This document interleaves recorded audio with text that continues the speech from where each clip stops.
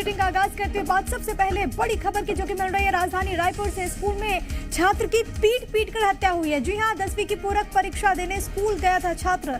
मृतक छात्र का नाम मोहन राजपूत बताया जा रहा है। खमतराई थाना इलाके की घटना है। 10 से 15 लड़कों ने छात्र से मारपीट की है। तो इस वक्त की एक बड़ी खबर आपको हम बता रहे हैं, जहां पर एक छात्र से मारपीट की गई है। वो परीक्षा देने के लिए आया था वहां पर और पीट कर उसे मौत के घाट उतारा गया है। स्कूल में छात्र की पीट कर हत्या का ये पूरा मामला। 10वीं की पूरक परीक्षा देने के लिए स्कूल पहुंचा छात्र, लेकिन उसी छात्र के साथ वहां पर मारपीट हुई है। मृतक छात्र का नाम मोहन राजपूत बताया जा रहा है। खमतराई थाना इलाके की घटना है।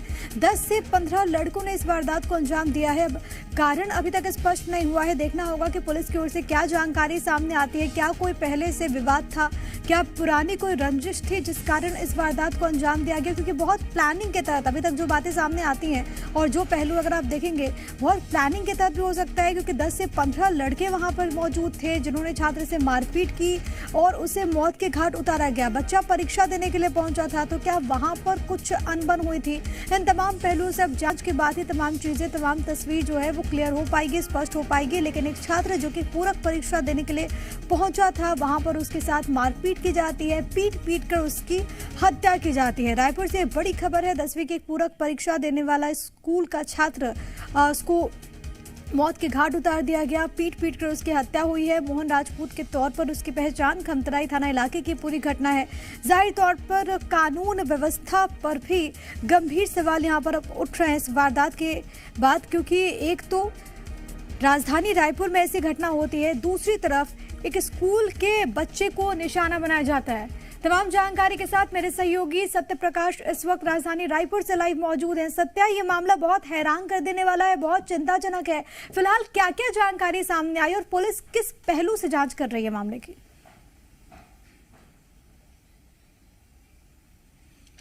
बिल्कुल, देखिए, इसे इस लिहाज से भी देखा जाना चाहिए कि कहीं ना कहीं बच्चों में आपराधिक प्रवृत्ति जो है वो बढ़ी है। खास तौर पे वैसे बच्चों में जिन्हें नशे से नहीं रोका जा पाया, चाहे पेरेंट्स के द्वारा कहें, समाज के द्वारा कहें, या पुलिस के द्वारा, या दूसरे जो संस्थाएं हैं उनके द्वारा। दूसरी ओर अगर हम कहें तो जिस तरह की ये वारदात हुई, ये घटना हुई है, कई सारे सवाल खड़े करते हैं। देखिए, रायपुर की पुलिसिंग पे सबसे ज्यादा सवाल तब खड़े हो जाते हैं जब लगातार अपराध होते हैं और पुलिस सिर्फ ये कह के अपनी पीठ थपथपा लेती है कि हमने तो आरोपियों को गिरफ्त में ले लिया, कभी 24 घंटे में, कभी 48 घंटे में, तो कभी कुछ ही दिनों में। लेकिन अपराध रुके, पुलिस का खौफ हो अपराधियों में, ये सबसे बड़ी बात है। हालांकि ये जिन लोगों ने इस घटना को अंजाम दिया है वो कोई पुराने अपराधी हो ऐसा भी नहीं कहा जा सकता अब तक, क्योंकि अब तक जो मामला सामने निकल के आया है उससे ये पता चल पा रहा है कि 10 से 15 लड़के थे। जो प्रत्यक्षदर्शी बच्चा है वो तो ये भी कह रहा है कि स्कूल ड्रेस में थे बच्चे, और अगर स्कूल ड्रेस में और अगर स्कूल में पढ़ने वाले 10-15 बच्चों ने इस तरह से पीट कर हत्या की घटना को अंजाम दिया है तो समझिए कि फिर क्या स्थिति है। मतलब कहीं ना कहीं जो स्कूलिंग कर रहे हैं बच्चे, जो किशोरावस्था के बच्चे हैं, मतलब कि 15 से लेके 19 साल, 13 से लेके 19 साल तक के टीनेजर्स के बच्चे हैं, क्या उन बच्चों में ऐसी प्रवृत्ति बढ़ रही है? और अगर ऐसी आपराधिक प्रवृत्ति बढ़ रही है तो क्या उनमें पुलिस का खौफ नहीं है? क्योंकि कई ऐसे मामले हमने पिछले महीनों में देखे हैं रायपुर में, तब जबकि नाबालिग कोई बच्चा हो वो चाकूबाजी और दूसरे आपराधिक प्रकरणों में गिरफ्त में आया हो पुलिस को। तो ऐसे मामले काफी रोंगटे खड़े भी कर देने वाले हैं कि कोई बच्चा स्कूल में परीक्षा देने जाता है और उसके बाद स्कूल के बाहर जब वो निकलता है तो इस तरह से कुछ बच्चे उससे सवाल जवाब करते हैं, उनके साथ बहस होती है और उसके बाद पीटने लगते हैं और पीट कर हत्या कर देते हैं। ये कहीं ना कहीं जो गार्जियंस है बच्चों को, उनके लिए भी सोचना है, पुलिस के लिए सोचना है, प्रशासन के लिए सोचना है, अलग अलग संस्थाएं जो बच्चों को लेकर काम कर रही है उन्हें भी सोचना पड़ेगा और हमारे समाज को भी सोचना पड़ेगा कि आखिर बच्चे कोई ऐसे, देखिए, छोटी छोटी गलती को क्या बीत रही होगी जिस परिवार का एक बच्चा एग्जाम देने के लिए गया था, लेकिन उसके बाद वो बच्चा तो नहीं लौटता, लेकिन ये जानकारी जरूर आती है कि वो बच्चा इस दुनिया में नहीं रहा। सवाल ये भी उठता है कि वो बच्चा अगर सेंटर में एग्जाम देने के लिए गया था तो क्या वहां का कोई भी शख्स ऐसा नहीं था, कोई भी गार्ड, सिक्योरिटी गार्ड या फिर प्रबंधन कहाँ था जब ये घटना घट रही थी? तो देखिए लोग भी आंख मूंदे बैठे रहते हैं और मुझे तो लगता है अगर स्कूल या स्कूल प्रीमाइसेस के आसपास से घटना हुई है तो निश्चित तौर पे स्कूल प्रबंधन के लोगों को या कोई आसपास के लोगों को इस ओर ध्यान देना चाहिए था। और अगर ऐसी वारदात हो रही थी, मारपीट की वारदात हो रही थी, तो तुरंत पुलिस को सूचित करना था। देखिए पुलिस के लफड़े में भी बहुत सारे लोग नहीं फंसना चाहते कि हमने सूचित किया और बाद में हम ही से पूछताछ होने लगे, जो एक बड़ी कार्यप्रणाली पे सवाल उठते रहे हैं पहले से ही।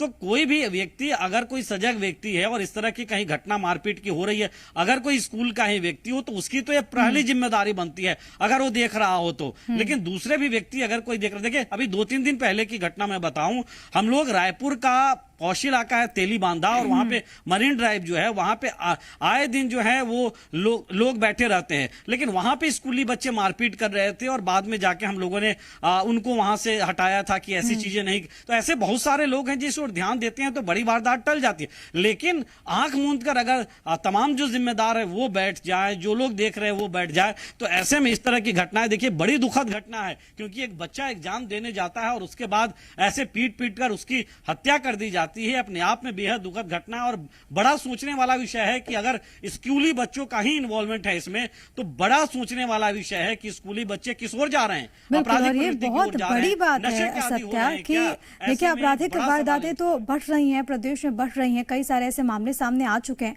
पुलिस कार्रवाई भी करती है, गिरफ्तारियां भी लगातार होती है, खुलासे भी लगातार हो रहे हैं। लेकिन चिंता का विषय तब हो जाता है जब छोटे छोटे बच्चों में ऐसी प्रवृत्ति जागृत होने लगती है। इसके लिए ना केवल प्रबंधन को, ना केवल प्रशासन को, ना केवल अभिभावकों को, बल्कि समाज के तौर पर हर किसी को समझना होगा। देखिए हर किसी को न सिर्फ समझना होगा प्रिया, बल्कि समझाना भी होगा, समझाना होगा उन बच्चों को जो गलत दिशा में भटक रहे हैं। अमूमन ऐसा होता है प्रिया कि अगर कोई ऐसे, अगर हम राह चलते हैं, किसी बच्चे को अगर गलती करती देखते हैं तो हमको या तो टाइम नहीं है या टाइम भी है तो हम उस पर ध्यान नहीं देते कि यार हमको उसमें क्या पढ़ना है, हम तो अपने रास्ते चले। लेकिन अगर एक सभ्य समाज में सभ्य नागरिक की तरह सोचे, अगर देखे, तो उसे उस समय रोक के छोटी घटना से अगर उसे मना कर दिया जाए, अगर उसे समझा बुझा दिया जाए, तो ऐसे में आपराधिक प्रवृत्ति नहीं बढ़ती है। मूल जो है वो आपराधिक प्रवृत्ति अगर ऐसे बढ़ रही है कि हम किसी को सरेराह पीटने लगे, बच्चे जो हैं वो दूसरे बच्चे को पीटने लगे, तो उससे कैसे निपटा जाए। देखिए बड़े स्तर पे एक तो पारिवारिक स्तर पे काउंसलिंग की जरूरत होती है, एक दूसरा जो बचपन से ही बच्चे को किस दिशा में ले जाना है और जो गार्जियन गाइड करते हैं वो एक बड़ी बात होती है। और बाद में जिम्मेदारी बनती है स्कूलों की भी, जिन स्कूलों में पढ़ते हैं, उसके अलावा जब वो बालिग होते हैं प्रशासन और पुलिस की भी एक बड़ी जवाबदारी बनती है कि बीच बीच में जो अलग अलग कॉलोनियां हैं वहां पे जाके लोगों को जागरूक करें, लोगों को बताएं कि कैसे कोई आपराधिक प्रवृत्ति में न पड़े, नशाखोरी न करे।